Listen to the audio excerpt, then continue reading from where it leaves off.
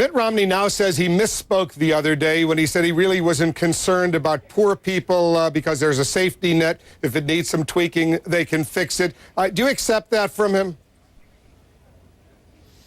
Oh, look, I think what he said in the underlying part of that is very revealing. I think we want to replace the safety net with a trampoline.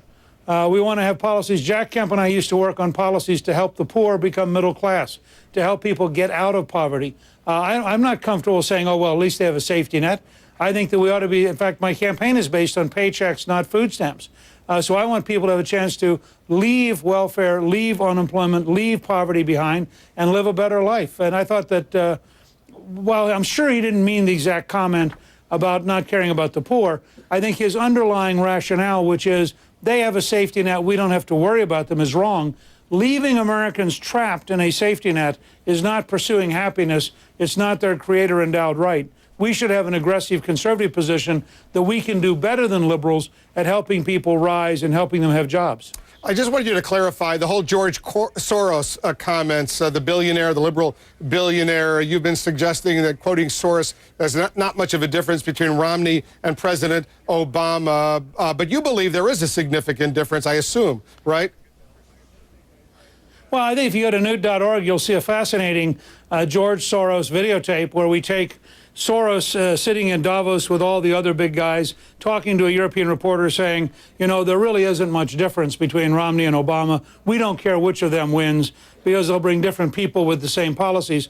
And then the rest of the YouTube piece puts together Romney and Obama. It takes Obamacare, and it shows you that Tim Pawlenty was right. They're remarkably similar. It takes their position on gun control, which is remarkably similar. It takes their position on taxes, which in many ways is similar. It's a pretty interesting, you can see it at Newt.org, it's a pretty interesting video, and it also points out that all the big guys in Wall Street who supported Obama have now switched to supporting Romney almost uniformly. That is actually from a news report from one of the, actually from Fox News.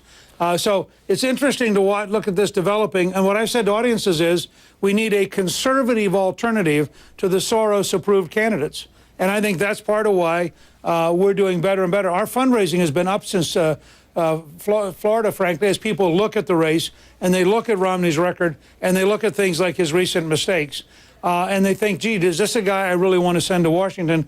When, in fact, the Wall Street Journal said his tax program is so timid, it could be Obama's.